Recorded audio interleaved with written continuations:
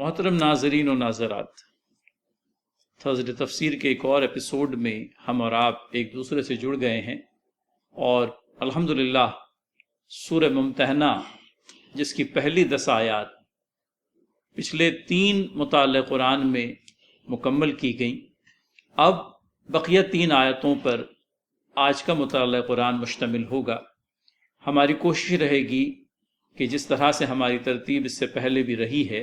ہم ان آیات میں سے ہر ایک آیت کو آیت بآیت لیں گے، پہلے تلاوت، کچھ مشکل الفاظ کی تفہیم اور اس کے بعد میں ترجمانی کے ساتھ اللہ تعالیٰ توفیق بخشے حق تفسیر ادا کرنے کی کوشش رہے گی۔ تو آپ سبھی کا استقبال ہے آج کے اس تفسیر کے پروگرام میں، اور ہم امید کرتے ہیں کہ ہم اور آپ دونوں ہی اس سے بھرپور استفادہ کر پائیں گے۔ مولانا عبدالستار ندوی ہمارے معلم اور گائیڈ اس وقت ہمارے درمیان موجود ہیں، اور ہم ان سے درخواست کریں گے کہ اللہ تعالیٰ کے کلام کی تلاوت کا حق ادا کریں اور ساتھ میں ہی ترجمانی بھی پیش کریں۔ مولانا عبدالستار ندوی صاحب۔ اعوذ باللہ من الشیطان الرجیم،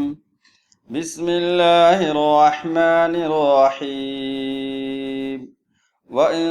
فَاتَكُمْ شَيْءٌ مِّنْ أَزْوَاجِكُمْ إِلَى الْكُفَّارِ فَعَاقَبْتُمْ فَآتُوا الَّذِينَ ذَهَبَتْ أَزْوَاجُهُم مِّثْلَ مَا أَنفَقُوا وَاتَّقُوا اللَّهَ الَّذِي أَنتُم بِهِ مُؤْمِنُونَ۔ اور اگر تمہاری کافر بیویوں کے مہروں میں سے کچھ تمہیں کفار سے واپس نہ ملے،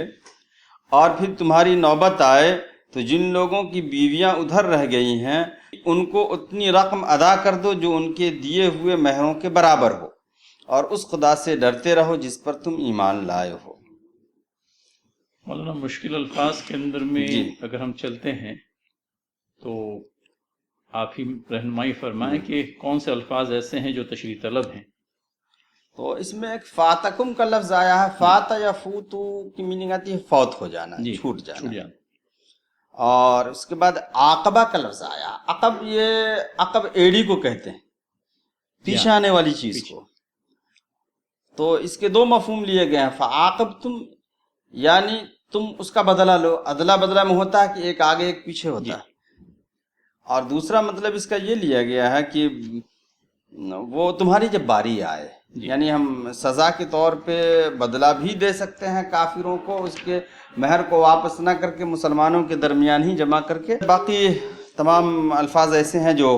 ہماری نظروں کے سامنے اکثر و بیشتر گزرتے رہے۔ ترجمانی ایک بار پڑھ لیتے ہیں مولانا جی۔ اور اگر تمہاری کافر بیویوں کے مہروں میں سے کچھ تمہیں کفار سے واپس نہ ملے،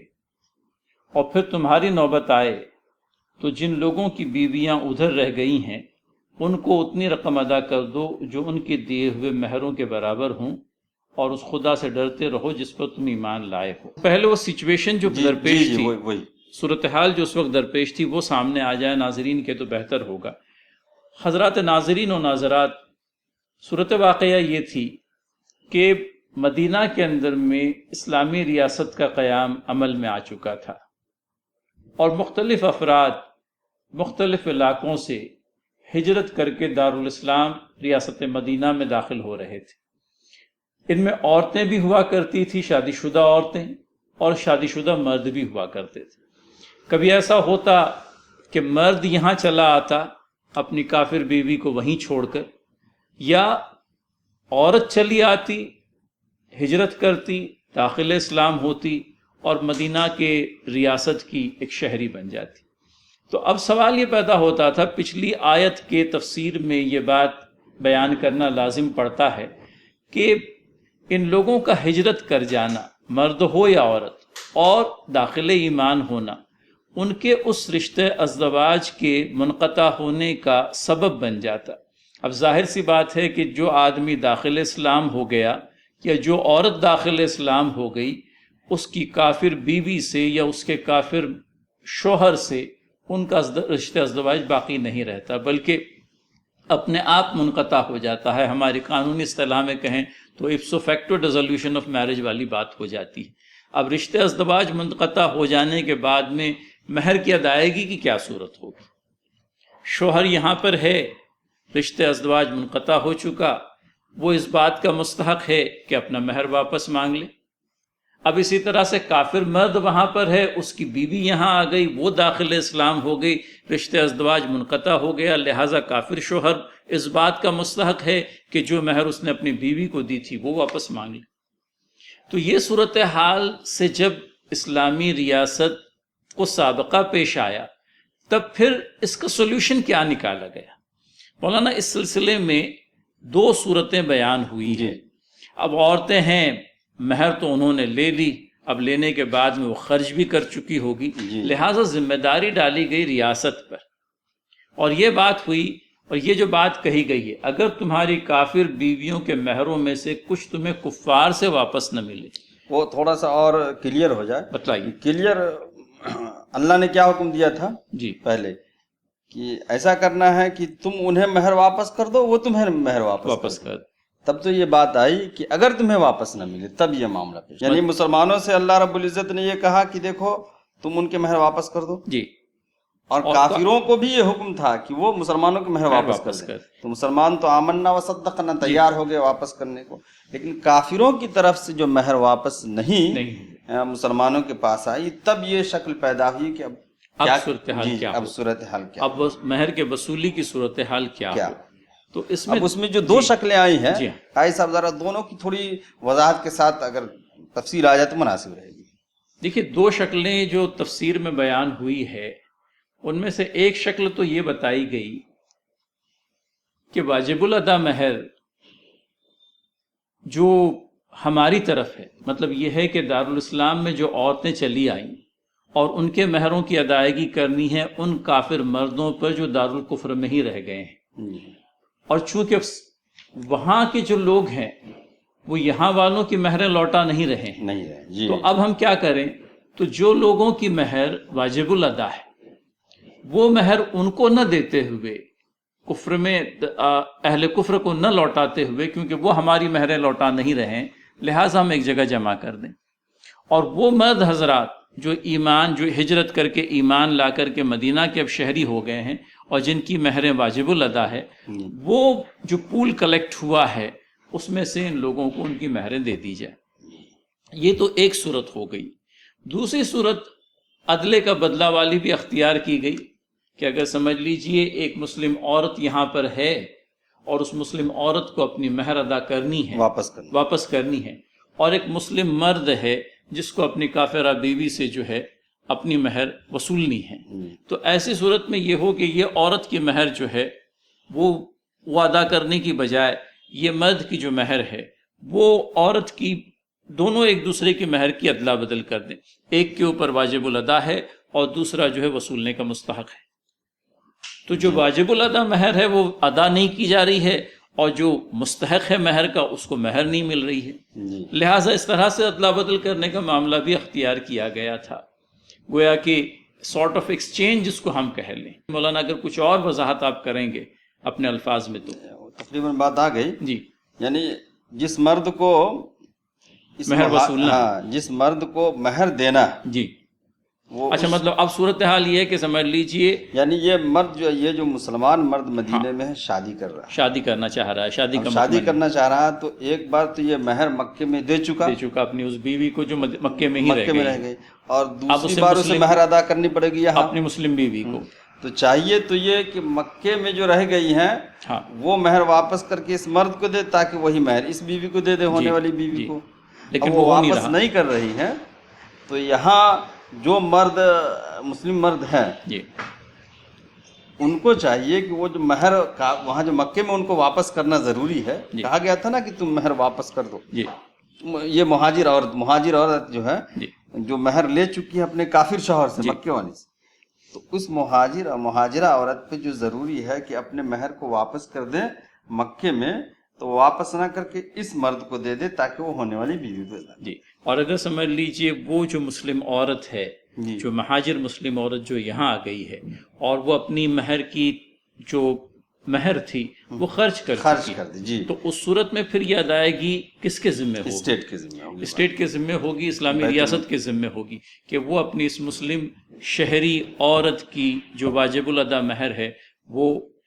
یوں کہہ لیجئے کہ اس شخص کو دے دے جس کی مہر وصول نہ باقی رہ گئی ہے۔ اور تقریباً ہوا یہی تھا جی کہ کسی عورت سے، کسی مسلم عورت سے مہر کا مطالبہ نہیں کیا گیا، بلکہ مسلمانوں نے بیت المال سے انتظام کیا گیا۔ اور یہ بہرحال یہ ایک سمجھیے کہ اس کے خلاف بھی ہے کہ کسی عورت نے خرچ کر دیا پھر اس سے واپس لیا۔ اب اس آیت کے آخر ٹکڑے پہ ہم جاتے ہیں کہ واتقوا اللہ الذی انتم بہ مؤمنون۔ اب یہ ایسا حکم تھا جس حکم میں ایک پہلو تو مسلمانوں پر عائد ہو رہا تھا اور دوسرا پہلو مکے کے کافروں پر بھی عائد ہو رہا تھا۔ تو اللہ رب العزت نے صاف اور کلیئر یہ بات بتا دی کہ دیکھو یہ معاملہ ایسا ہے کہ تمہیں تو ماننا ہی ہے۔ واتقوا اللہ الذی انتم بہ مؤمنون، اللہ سے ڈرو اس لیے کہ تم ایمان رکھتے ہو، اور وہ نہیں مانیں گے تو اس کی دوسری شکل نکالی جائے گی۔ یعنی ایسا نہیں ہمیں کرنا ہے کہ وہ اگر ہماری بات کو نہیں مان رہے ہیں تو ہم بھی نہ مانیں۔ ہمیں خدا کا فرمان ہے تو ہمیں اس حکم کو ماننا ہے۔ اس سے بھی یہ ہمیں سبق لینے کی ضرورت ہے کہ بسا اوقات ہمیں ایسے کام جو کافروں نے ہمارے خلاف کیے ہوں بدلے میں وہی کام اگرچہ وہ شریعت کے خلاف وہ نہیں کرنا چاہیے۔ اگر کوئی جیسے سمجھ میں بات آ رہی، لیکن اس معاشرتی مسئلے کا حل جو ہے وہ آیت قرآنی نے بدرجہ اتم پیش کر دیا مولانا۔ جی کیونکہ بہرحال اگر سمجھ لیجئے کچھ رقم وصولنے کے آپ حقدار تھے تو سامنے والے بھی تو اس بات کے ذمہ دار تھے کہ جو رقمیں ان پر واجب الادا ہے وہ لوٹائیں، اور جب انہوں نے اپنی ذمہ داری سے پہلوتہی برتی تو پھر وہ دو صورتیں جن کا کہ ہم نے تذکرہ کیا گیا وہ اختیار کی گئیں۔ اور یہاں ناظرین ایک بات اور قابل غور ہے کہ آیت اس معاملے میں نہایت ہی صحیح ہے کہ یہ صورتحال جو پیدا ہو گئی ہے اس صورتحال سے کون نمٹے گا؟ افراد کی ذمہ داری، افراد پر ذمہ داری ڈالنے کی بجائے یہ معلوم پڑتا ہے کہ اجتماعیت پر یہ ذمہ داری ڈالی گئی ہے۔ اگر تمہاری کافر بیویوں کے مہروں میں سے کچھ تمہیں کفار سے واپس نہ ملے اور پھر تمہاری نوبت آ جائے تو جن لوگوں کی بیویاں ادھر رہ گئی ہے ان کو اتنی ہی رقم ادا کرو جو ان کے دیے ہوئے مہروں کے برابر ہے۔ اب یہ کس کی ذمہ داری ہے اور کون ادا کرے گا؟ عورتیں تو وہاں رہ گئی ہے، لہٰذا ذمہ داری اس اجتماعیت کی ہے جس نے مدینہ کے اندر میں ایک حیت اختیار کر لی، ایک شکل اختیار کر لی۔ لہٰذا ایک بہت ہی منصفانہ قسم کا فیصلہ ہے اللہ تعالیٰ نے اپنی طرف سے فرمایا اس صورتحال سے نمٹنے کے لیے، اور مسلمانوں کو بہرحال یہ ہدایت ہمیشہ دی گئی ہے اور یہاں پر بھی دہرائی گئی ہے کہ اللہ تعالیٰ کے اس فیصلے کا تمہیں پاس و لحاظ رکھنا ہے، اللہ تعالیٰ سے ڈرتے رہو جس پر کہ تم ایمان لائے ہو۔ مولانا اس کے بعد کی جو آیت ہے جس میں عورتوں سے بیعت لینے کے سلسلے میں ہدایت جو دی گئی، تلاوت کر لیں اور اس کے بعد بسم اللہ الرحمن الرحیم۔ یا ایہا النبی اذا جاءک المؤمنات یبایعنک علی الا یشرکن باللہ شیئا ولا یسرقن ولا یزنین ولا يقتلن أولادهن ولا يأتين ببهتان يفترينه بين أيديهن وأرجلهن ولا يعصينك في معروف فبايعهن واستغفر لهن الله إن الله غفور رحيم۔ ترجمہ: اے نبی، جب تمہارے پاس مومن عورتیں بیعت کرنے کے لیے آئیں اور اس بات کا عہد کریں کہ وہ اللہ کے ساتھ کسی کو شریک نہ کریں گی، چوری نہ کریں گی، زنا نہ کریں گی، اپنی اولاد کو قتل نہ کریں گی، اپنے ہاتھ پاؤں کے آگے کوئی بہتان گڑھ کر نہ لائیں گی اور کسی امر معروف میں تمہاری نافرمانی نہ کریں گی تو اس سے بیعت لے لو اور ان کے حق میں اللہ سے دعائے مغفرت کرتے رہو، یقیناً اللہ درگزر فرمانے والا اور رحم کرنے والا ہے۔ تو گویا کہ یہ بیعت کے سلسلے میں، عورتوں سے بیعت کے سلسلے میں یہ آیت ہے اور بہت تفصیل سے آیت ہے۔ میں قاری صاحب سے درخواست کروں گا کہ یہ بتائیں کہ نبی اکرم صلی اللہ علیہ وسلم کے بیعت لینے کا طریقہ کیا تھا، عورتوں سے بیعت لینے کا طریقہ۔ مولانا اس ضمن میں ہم لوگوں کو احادیث کے ذریعے سے جو رہنمائی ملتی ہے، یا یوں کہہ لیجیے کہ جو معلومات ملتی ہے، اللہ کے نبی صلی اللہ علیہ وسلم نے کبھی کسی عورت کے ساتھ میں مصافحہ نہیں فرمایا، غیر یوں کہہ لیجیے کہ اپنی بیویوں کے علاوہ یا اپنی غیر محرم عورتوں کے ساتھ میں کبھی مصافحہ نہیں فرمایا۔ جو عورتیں بیعت کرنے کے لیے آتی، ان کی بیعت کرنے کی کیا شکلیں تھیں، کیا صورتحال اختیار کی جاتی؟ ایک بات تو یہ آتی ہے کہ زبانی طور پر اللہ کے نبی صلی اللہ علیہ وسلم اس عورت سے یہ کہتے کہ میں تم سے بیعت لے رہا ہوں یا میں نے تم سے بیعت لی۔ ایک اور صورت یہ بھی بیان ہوتی ہے احادیث کے اندر میں کہ ایک چادر لی جاتی ہے اور اس کا ایک سرا اللہ کے نبی صلی اللہ علیہ وسلم کے ہاتھوں میں ہوتا، لیکن اللہ کے نبی صلی اللہ علیہ وسلم مصافحہ نہیں فرماتے۔ پھر ایک تیسری صورت یہ بیان ہوئی ہے کہ کسی برتن کے اندر میں پانی رکھ دیا جاتا، نبی کریم صلی اللہ علیہ وسلم اپنا دست مبارک اس میں رکھتے، اور جس عورت سے بیعت لینا ہوتی وہ اپنا دست جو ہے اپنا ہاتھ اس پانی کے اندر میں رکھتے، اور اس طرح سے بیعت کے کلمات جو ہے مکمل کیے جاتے، بیعت کے عمل کو تکمیل تک پہنچایا جاتا۔ مولانا اس ضمن میں جی ہم لوگوں کو ایک حدیث جو ملتی ہے، امیمہ بنت رقیقہ کا بیان ہے کہ میں اور چند عورتیں نبی کریم صلی اللہ علیہ وسلم کی خدمت میں حاضر ہوئیں اور بیعت کرنے کے لیے حاضر ہوئی۔ آپ صلی اللہ علیہ وسلم نے سورہ ممتحنہ کی اسی 12 نمبر کی جو آیت ہے، اس آیت کے اندر میں جو باتیں بیان ہوئی ہے ان باتوں پر بیعت لی، اور بیعت لینے کے ساتھ میں ان عورتوں نے گویا کہ اس بات کا اقرار کیا کہ ہم معروف میں آپ صلی اللہ علیہ وسلم کی نافرمانی نہیں کریں گی، اور اسی طرح سے وہ نہیات جن کا کہ تذکرہ ہے ان سے مجتنب رہے گی۔ اللہ کے نبی صلی اللہ علیہ وسلم نے یہ اضافہ فرمایا کہ جہاں تک تمہارے بس میں ہو اور تمہارے لیے ممکن ہو، ان الفاظ کا اضافہ اپنی بیعت میں کر لو۔ اور جب انہوں نے اللہ کے نبی صلی اللہ علیہ وسلم سے یہ سنا کہ جہاں تک تمہارے بس میں ہو اور تمہارے لیے ممکن ہو، تو ان عورتوں نے جواباً یہ بات کہی کہ اللہ اور اس کا رسول صلی اللہ علیہ وسلم ہم پر خود ہم سے زیادہ بڑھ کر کے رحیم ہے، کیونکہ یہ بات تو یوں کہہ لیجئے کہ اللہ کے نبی صلی اللہ علیہ وسلم کی طرف سے آئی تھی۔ انہوں نے تو بیعت کے جو کلمات تھے منوعاً ادا کیے، تسلیم کیے، اور اس بات کی حامی بھری کہ ہم ان احکامات کو، ان فرامین پر عمل پیرا ہوں گے۔ اللہ کے نبی صلی اللہ علیہ وسلم نے اپنی طرف سے اضافی طور پر یہ بات کہی کہ یہ کہو کہ جہاں تک ہمارے بس میں ہو اور ہمارے لیے ممکن ہو۔ تو اللہ تعالیٰ کا دین، دین فطرت، انسان کے اوپر وہ بار ڈالنے کا قائل نہیں جو اس کی قوت برداشت سے باہر ہو۔ لہٰذا عورتوں نے جب اللہ کے نبی صلی اللہ علیہ وسلم سے یہ بات کہی، یہ بات سنی، تو انہوں نے جواباً یہ کہا تھا کہ اللہ اور اس کا رسول صلی اللہ علیہ وسلم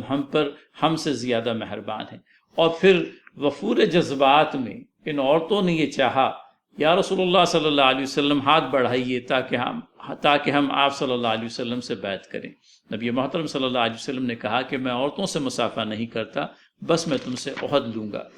تو یہ طریقہ ہوا کرتا تھا۔ عام طور پر زبانی عہد لیا جاتا، زبانی بیعت کرائی جاتی۔ کچھ ایک مواقع ہیں جہاں پر یہ دو شکلیں بھی ہم لوگوں کو ملتی ہے، چادر والی بات جو ہم نے کہی یا پانی والی بات جو کہی، لیکن اور مردوں سے جس طرح سے مصافحہ کر کے بیعت لی جاتی تھی، عورتوں کے ساتھ میں یہ معاملہ نہیں ہوتا تھا۔ اور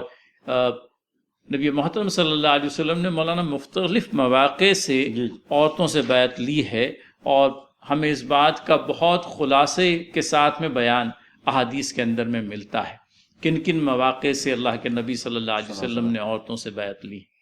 تو میں مناسب سمجھتا ہوں کہ اس آیت میں جو کن کن چیزوں پر بیعت لی گئی ہے تھوڑی سی ان کی تشریح ہو جائے جی بہتر۔ تو اس میں یہ بات آئی کہ رسول اکرم صلی اللہ علیہ وسلم سے اللہ رب العزت نے یہ کہا کہ اے نبی، جب تمہارے پاس مومن عورتیں آئیں بیعت کرنے کے لیے، گویا بیعت کا رواج مومن عورتوں کے ساتھ بھی اور مومن مردوں کے ساتھ بھی تھا۔ کس بات پر؟ اس بات پر کہ وہ شرک نہ کریں گی۔ شرک کا معاملہ ایسا ہے کہ مومن مرد ہو یا مومن عورت، ہر ایک کے ساتھ معاملہ جی۔ شرک تو سمجھیے کہ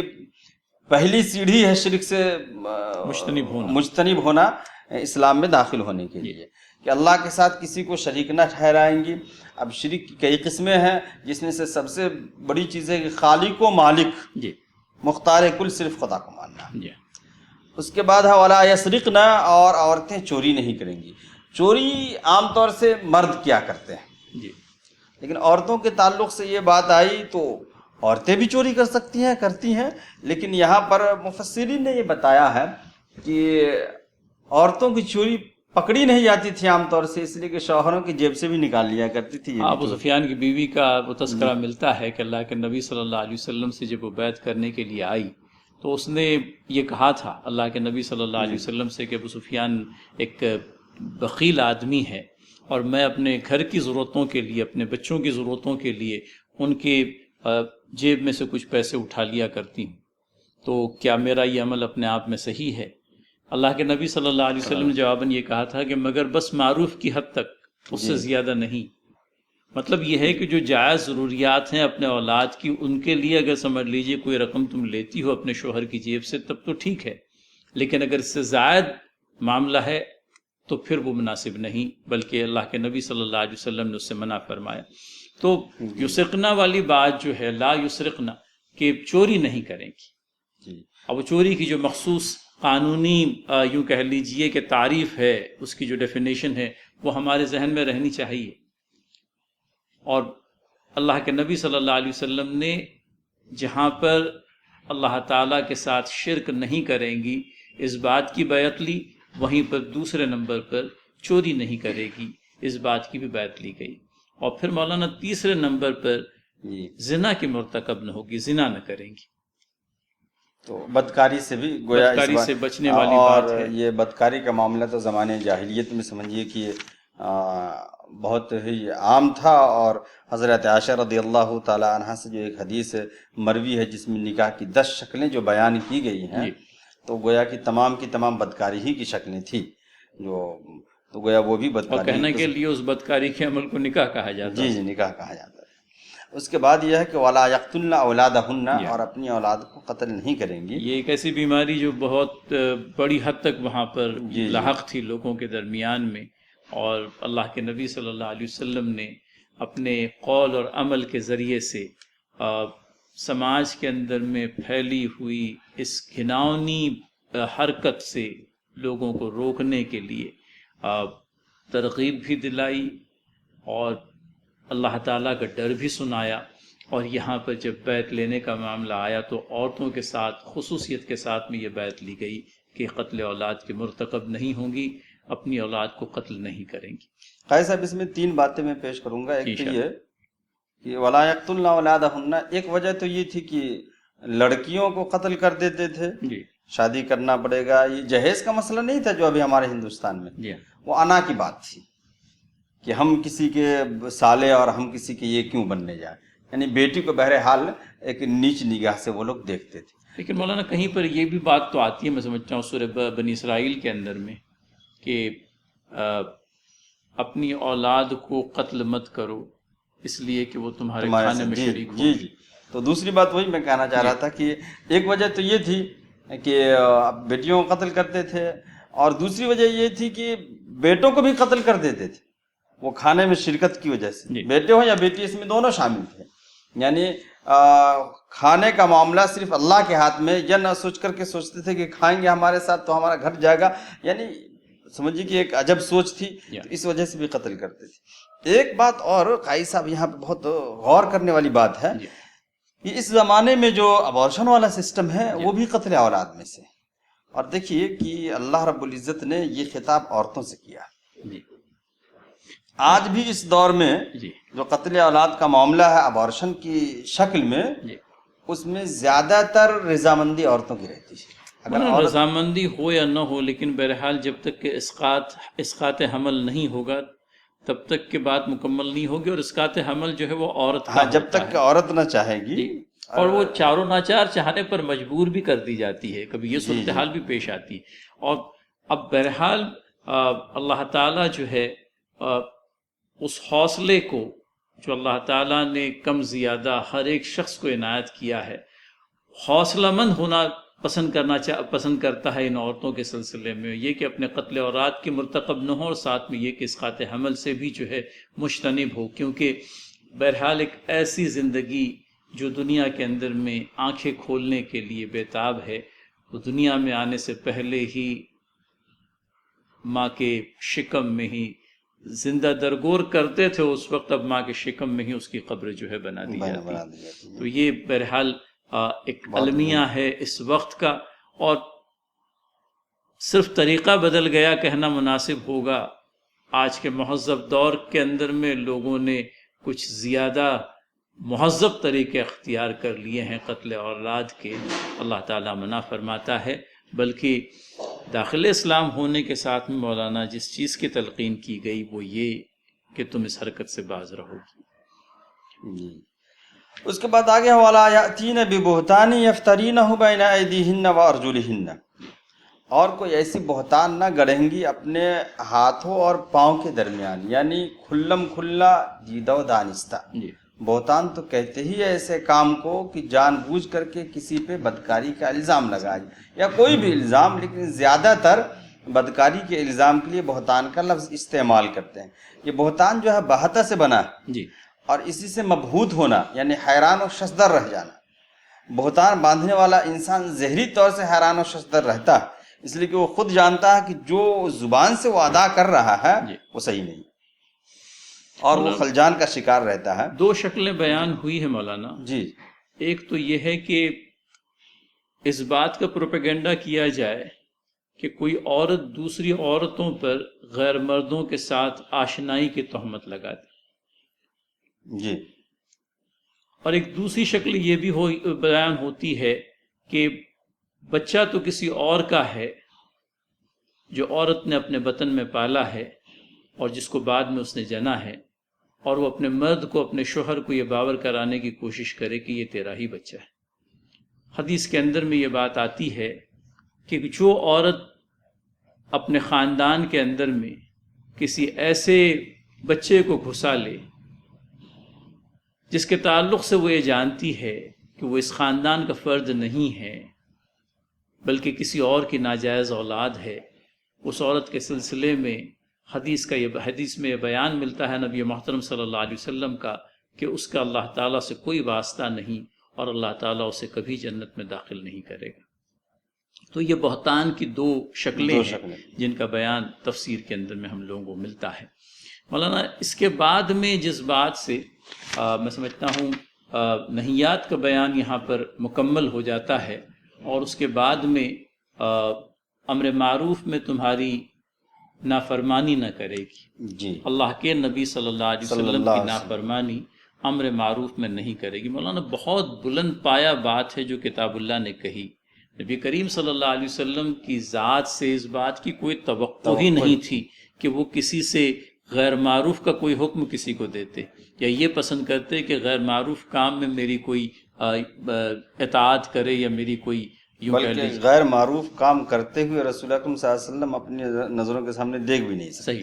تو لیکن اس کے باوجود بھی قرآن کریم نے کسی امر معروف میں تمہاری نافرمانی نہ کرے گی، گویا یہ کہ اللہ تعالیٰ کے رسول صلی اللہ علیہ وسلم کی اطاعت کے اندر میں بھی اس بات کو یوں کہہ لیجئے کہ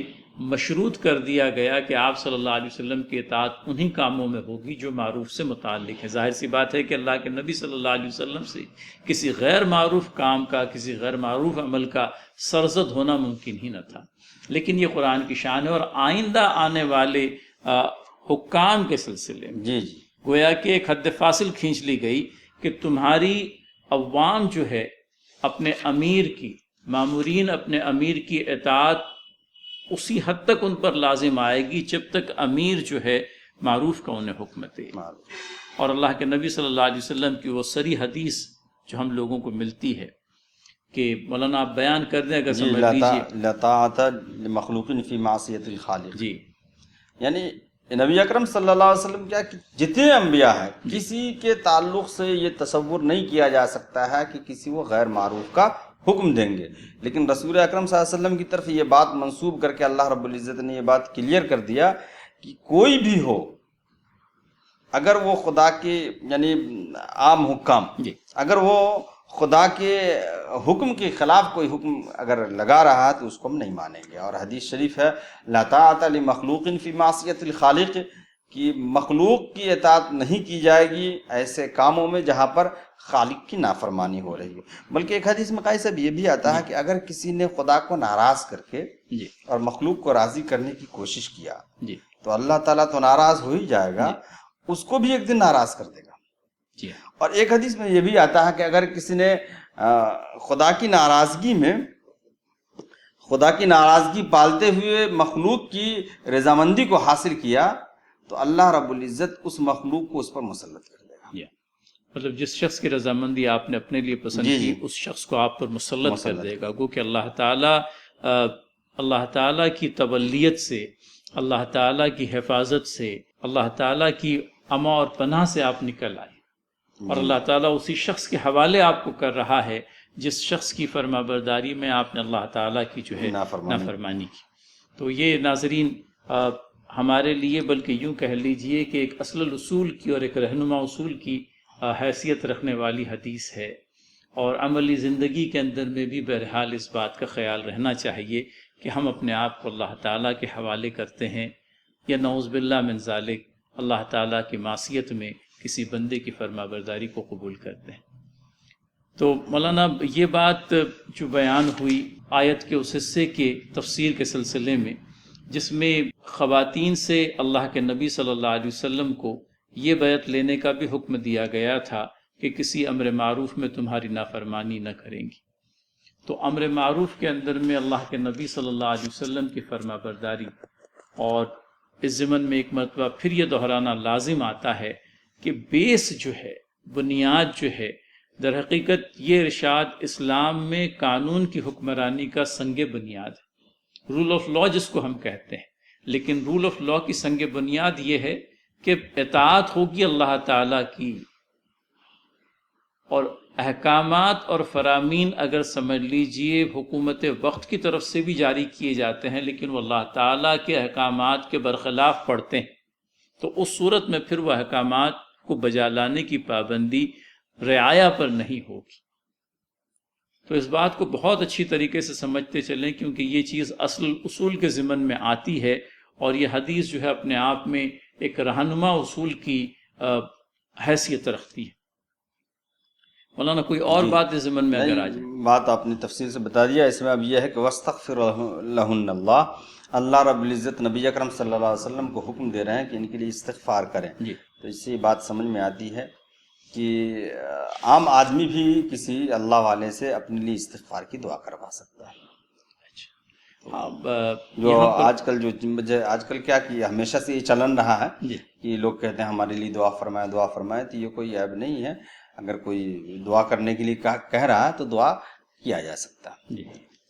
بلکہ میں سمجھتا ہوں اگر آپ نے سمجھ لیجیے انشاءاللہ کہا ہے تو آپ نے باقاعدہ دعا کرنی بھی چاہیے. کہ آپ نے اس بات کا وعدہ کر دیا کہ ہاں میں نہیں، آپ نے بہت اچھی بات یہ کہی، کیونکہ عام طور پر ہوتا یہ ہے کہ کوئی کسی سے دعا کے لیے کہتا ہے تو جواباً وہ انشاءاللہ کہتا ہے، یہ جواباً یہ بات بھی کہتا ہے کہ بھی آپ بھی میرے حق میں دعا کریں. تو پھر ایسی صورت میں جب کہ آپ نے وعدہ کر لیا ہے تو پھر آپ دعا کریں ان کے حق میں. اور دعا جو ہے میں سمجھتا ہوں دنیا اور آخرت دونوں میں عافیت کے لیے اللہم انی اسألک العفو والعافیت فی الدنیا والآخرہ، ایک ایسی دعا جو دنیا اور آخرت دونوں کی بھلائی کے لیے ہم اللہ تعالیٰ کا سوالی بنا دیتی ہے. تو اور پھر اسی نہج پر ہم لوگوں کو قرآن کریم کی وہ شہرا آفاق دعا ملتی ہے ربنا آتنا فی الدنیا حسنۃ وفی الآخرۃ حسنۃ وقنا عذاب النار ربنا عافنا من کل بلاء الدنیا ومصیباتها وفتنات کلها وعذاب الآخرہ. تو دعا کے اندر میں وہ جامعیت ہے کہ سبھی باتوں کو کور کر لیا گیا. ربنا عافنا من کل بلاء الدنیا ومصیباتها وفتنات کلها وعذاب الآخرہ، اور اللہم انی اسألک العفو والعافیت فی الدنیا والآخرہ. اللہ تعالیٰ کی عافیت، اللہ تعالیٰ کی اما و پناہ ہم نے طلب کی اس دنیا میں بھی اور آخرت میں بھی.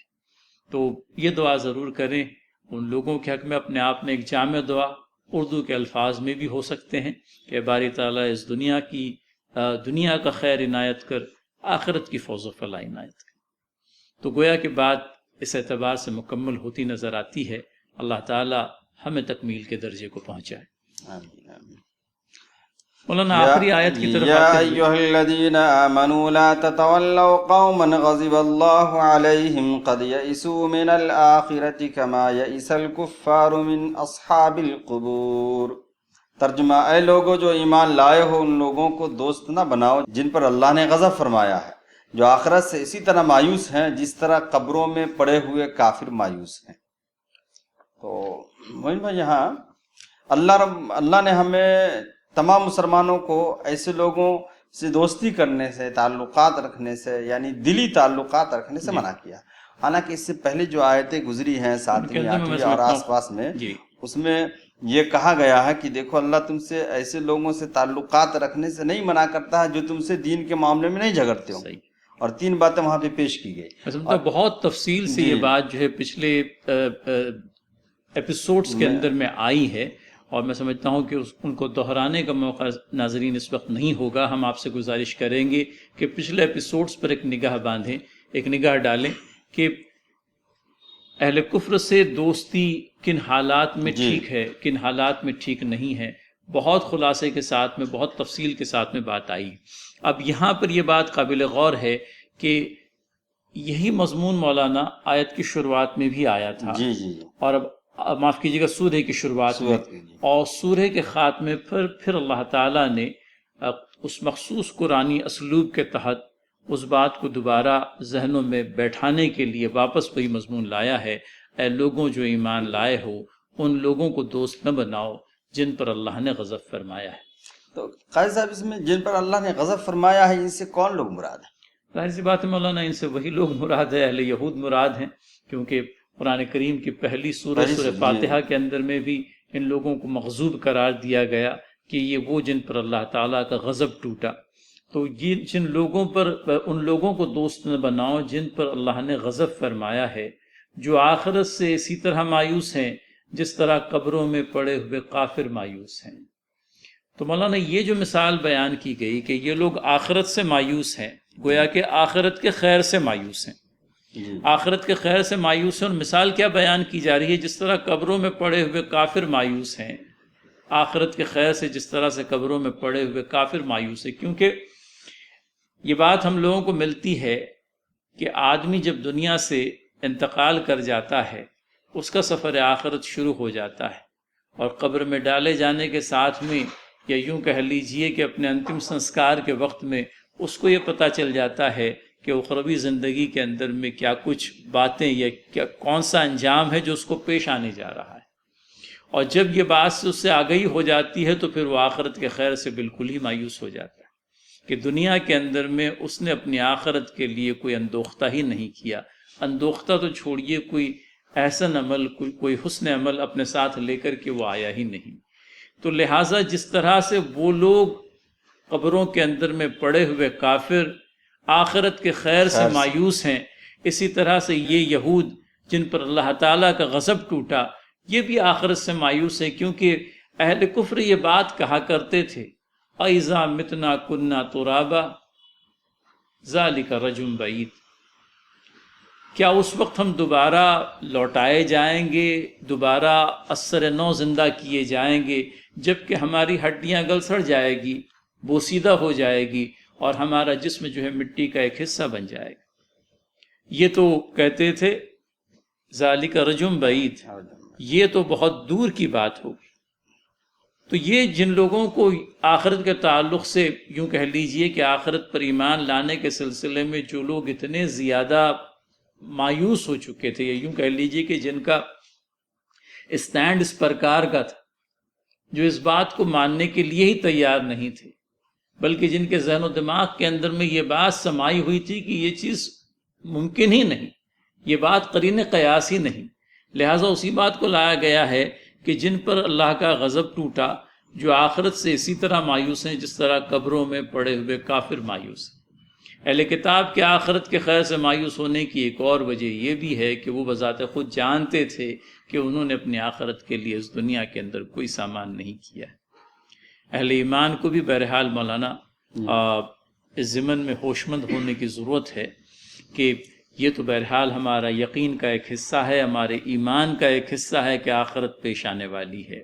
لیکن اس آخرت کے پیش آنے کے ایمان کے ساتھ میں اس کے مطابق عمل کی حاضرین و ناظرین بہت سختی کے ساتھ میں ضرورت ہے۔ اس کا ایک اور مفہوم بھی ہو سکتا ہے، جی جی، کما یئسل کفار من اصحاب القبور، جی یعنی یہ یہود اس طریقے سے مایوس ہے آخرت کے خیر سے جس طریقے سے کافر لوگ اپنے رشتہ داروں کے قبر میں جانے کے بعد ان کے دوبارہ جی اٹھنے سے مایوس ہیں۔ تو گویا ہمارا تو یہ عقیدہ ہے کہ دوبارہ ہم کو جی اٹھنا ہے، لیکن کفار یہ باضابطے کہا کرتے تھے جی کہ ہم جب مٹی ہو جائیں گے، گل سڑ جائیں گے تو دوبارہ اٹھ نہیں پائیں گے۔ تو گویا کہ اس کا ترجمہ دونوں طریقے سے ہو سکتا ہے جو آپ نے ایک بیان کیا، ایک اور مفہوم یہ بھی بیان ہوا ہے، اور دوسرا یہ ہے۔ تو بہرحال قبر کی زندگی ایک ایسی زندگی ہے جو عالم برزخ کے نام سے جانی جاتی ہے اور جس سے ہم میں سے ہر ایک کو سابقہ پڑھنا ہے۔ مزید آپ اس میں کچھ کہہ رہے مولانا تھے؟ اضافہ تو اب کچھ باقی نہیں رہا، ناظرین سے یہی التماس ہے کہ 4 ایپیسوڈز کے اندر میں سورہ ممتحنہ کو کور کرنے کی کوشش ہوئی ہے، اور بہت سے پہلو جو ہے وہ کور ہوئے بھی ہیں۔ البتہ اس سورہ کے سلسلے میں مولانا یہ بات بھی گوشہ گزار کرنا ضروری ہے کہ تفاسیر کے اندر میں مختلف فقہی بحثیں اور فقہی نقطہ نظر بھی آئے ہیں۔ ہم نے اپنی باتوں میں چونکہ کسی چیز کو تحریری طور پر کہنا اور کسی چیز کو زبانی طور پر کہنا، اس میں بڑا فرق ہوتا ہے۔ فقہی بحثیں ایسی ہے جن کے سلسلے میں کہنا بڑا مشکل ہوتا ہے، اگر تحریری طور پر ہمارے ناظرین ان سے استفادہ اٹھانا چاہیں تو ہم ان سے یہ درخواست کریں گے کہ وہ مختلف تفاسیر پر جہاں جہاں ان کی نظر پڑتی ہے اور جہاں جہاں وہ فائدہ اٹھانا چاہتے ہیں ان پر ایک نظر دوڑائیں، تو گویا کہ اس سورہ کو سمجھنے میں مزید سہولت ہوگی اور بھی زیادہ سیر حاصل مطالعہ تفاسیر کے ذریعے سے ممکن ہو پائے گا۔ حضرات محترم، ناظرات محترمہ، سورہ ممتحنہ مکمل ہو رہی ہے اور اس کے بعد میں انشاءاللہ العزیز آئندہ جمعرات سورہ صف کا اسی طرح سے مطالعہ ہم لوگ کریں گے۔ آپ سے درخواست ہے کہ آپ آئندہ جمعرات کو رات 9:30 بجے ایک مرتبہ پھر تفسیر کے اس پروگرام کے اندر میں شامل ہو جائیں اور اپنوں کو بھی شامل کرنے کی کوشش کریں۔ اللہ تعالی ہمیں خیر و عافیت بھی بخشے اور اس کی کتاب کو سمجھنے کی توفیق اور صلاحیت عنایت کرے۔ آمین یا رب العالمین۔ وآخر دعوانا ان الحمد للہ رب العالمین۔